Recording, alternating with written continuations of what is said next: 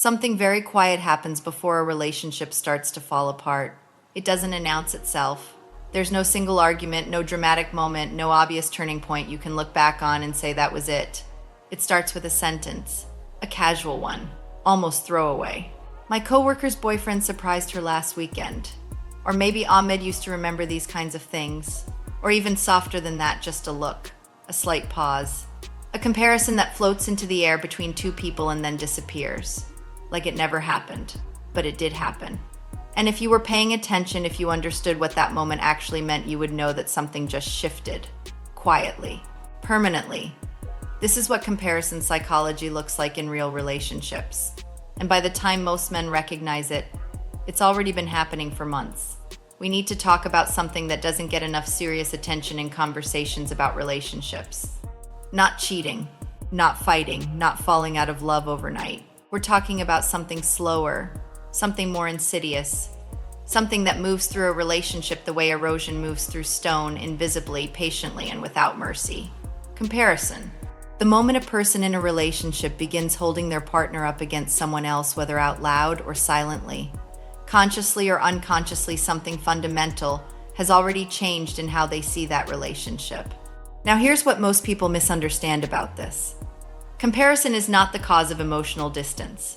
It is the evidence of it. By the time the words come out, by the time she says he does this or other guys are like that, the emotional drift has already been happening beneath the surface for weeks, sometimes months. The comparison is just the first time you can hear it. And that difference between cause and evidence changes everything about how you should understand this situation. Because if you think comparison is the problem, you'll try to fix the comparison. You'll get defensive, you'll argue, you'll try to prove yourself. But if you understand that comparison is a symptom, then you start asking the real question. What emotional need went unmet long enough to make her start looking around? That question is uncomfortable, but it's the only honest place to start. Let's walk through what this actually looks like in real life, not in dramatic, obvious terms. In the quiet, everyday way it actually unfolds. Stage 1. The unspoken feeling. It begins with a feeling she probably doesn't even fully name for herself. A low-grade emotional restlessness. A sense that something is missing, but she can't quite point to what. Maybe the relationship has settled into a predictable rhythm. Maybe the conversations have become functional rather than meaningful. Maybe she stopped feeling genuinely seen, genuinely pursued, genuinely understood. She doesn't pick a fight about this. She doesn't even necessarily think about it consciously. She just starts noticing things. A friend mentions how her partner plans something thoughtful. A scene in a show catches her attention the way a character listens, really listens. A small moment with someone else demonstrates a quality she's been quietly missing. And the brain does what brains do. It files it. It compares. It calculates. Stage 2. The internal contrast before any comparison ever reaches her lips. It lives in her mind. She's not doing this maliciously. She's not even doing it intentionally. It's a psychological reflex. The mind naturally contrasts present reality against either past experience or perceived possibility. What she's thinking looks something like this. He used to make me feel like a priority. I used to look forward to seeing him. Talking to him used to feel different. Notice what all of those have in common. They're not comparisons to another person yet. They're comparisons to a previous version of the relationship. To a version that felt more alive, more intentional, more emotionally present. This is stage 2. And most men never even know it happened. Stage 3. The external reference. Now the comparison moves outward. Because internal contrast only goes so far. Once a person starts feeling that something is missing in their relationship, they may begin to wonder if there's something they're missing in their relationship. They become more emotionally sensitive to evidence of that thing existing elsewhere. This is where other people start entering the mental picture. Not necessarily romantically, not at first. Simply as reference points. Her husband does this. My coworker's boyfriend is like that. Even my friend handles this better than you do. These statements feel like criticisms. And on the surface, they are. But beneath the criticism is something far more significant. They are requests dressed in the language of comparison. She's not really telling you about someone else. She's telling you about what she needs. She's telling you what emotional experience has been absent from your relationship. And she's using an external example because she's either given up on asking directly or asking directly didn't work before. Stage 4. The silence that follows here is what most people miss entirely. After a comparison like that is made, after those words hit the air, there's usually a moment of silence, or an argument, or defensiveness. And then the conversation moves on. But she doesn't move on the same way you do. Because the comparison was not just an observation. It was a test. Unconsciously or not, she was watching how you responded. She was measuring your emotional intelligence, your security, your willingness to actually hear what she was saying. If you got defensive, you failed the test. If you dismissed it, you failed the test. If you argued about whether the comparison was fair, you failed the test. Not because those reactions are morally wrong, but because none of them address the actual message beneath the words. And she noticed. This is where things actually start changing in a way that's very difficult to reverse. Every time a comparison is made and goes unaddressed at the emotional level, every time the real message beneath it is missed, a small withdrawal happens. She pulls back a little, not dramatically, not in a way you'd necessarily notice day to day. She invests slightly less emotional energy. She shares a little less of herself. She starts managing her expectations downward. Psychologists call this emotional recession. It's not a decision she consciously makes. It's a protective mechanism. The mind naturally reduces investment in things it has learned not to expect returns from. And here's the devastating part. By the time emotional recession reaches a visible stage, by the time you can see that something is wrong, it's usually been happening internally for a very long time. The comparisons were the warning signal. The visible withdrawal comes after the signal was missed. This is why the title says, it's already late. Not because it's necessarily over, but because by the time comparison becomes audible, you're not at the beginning of a problem. You're somewhere in the middle of one that started quietly, months ago.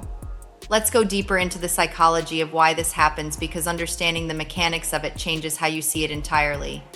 Human beings are wired for emotional novelty. This isn't a flaw, it's a feature.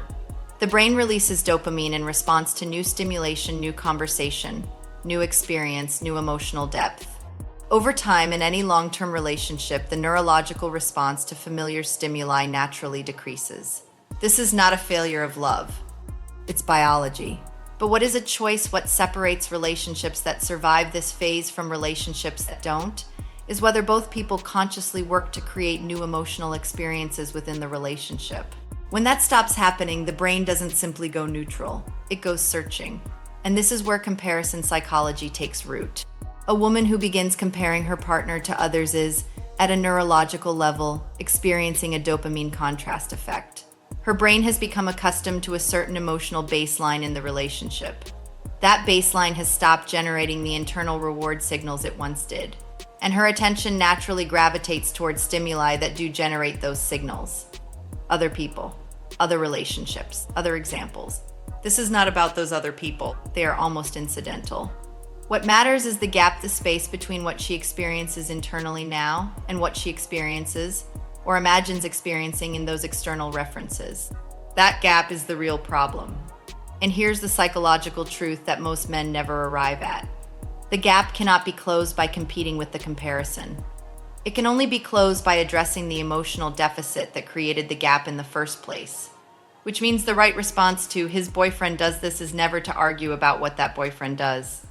It's to honestly ask yourself and her what has been missing between you two. What emotional need has been quietly going unmet? What version of yourself or your relationship disappeared when you both stopped being intentional? That's a much harder conversation, but it's the only one that matters. This pattern comparison as emotional symptom is one of the most common and most misunderstood dynamics in modern relationships. We live in a culture that makes comparison easier than it has ever been in human history. Social media presents curated versions of other people's relationships constantly. Other couples, other lifestyles, other demonstrations of affection, thoughtfulness, and emotional presence. For a person who is already experiencing emotional dissatisfaction in their relationship, that content doesn't just pass through neutrally. It lands differently. It activates the contrast effect. It gives language and imagery to the vague feeling they've been carrying. This is why modern relationships require a level of intentionality that previous generations simply didn't face in the same way. It's not enough to love someone. Love over time becomes invisible if it isn't expressed with consistency and presence. And in a world where evidence of other people's expressed love is everywhere and constant, a relationship that has stopped being intentional will feel the pressure of that comparison in a way that is very difficult to ignore. Beyond social media, there's something deeper here, something more human. Comparison is ultimately an act of emotional desperation. When someone who loves their partner begins comparing them to others, it means something in them is still hoping, still trying to communicate, still attempting to bridge a gap that has quietly grown between two people who may still, underneath everything, care about each other. The comparison is not indifference. Indifference looks very different. Indifference looks like silence, like complete withdrawal, like a person who has already made their decision internally and is simply going through the motions externally. Comparison still has emotion in it. It still has the electricity of unmet need and unfulfilled expectation. It means the door hasn't fully closed, but it is closing, slowly, quietly, one unaddressed moment at a time. If you're hearing this and something in it is resonating, if some part of you is quietly mapping this to your own relationship, it's worth sitting with that feeling honestly. Because here's what this actually requires from you: not defensiveness, not competition with whoever is being used as a reference point, not a list of things you've done right. What it requires is the willingness to ask a harder question.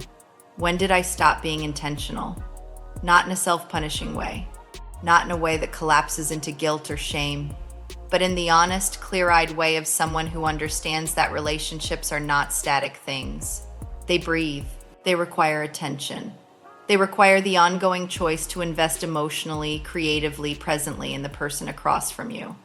Most men, when they hear comparison, hear accusation. But what she's often actually saying is something closer to, I miss feeling like a priority to you. I miss feeling like you see me. I miss the version of this relationship where I felt chosen, not just kept. That message, heard clearly, is not an attack. It's an opening. A last fragile attempt at communication before the emotional recession reaches a point of no return.